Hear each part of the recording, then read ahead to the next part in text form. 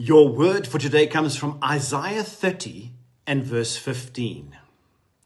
In returning to me and resting in me, will you be saved.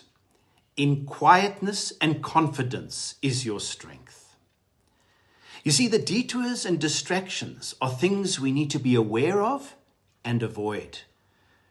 But what a joy when we can turn towards God and return to Him.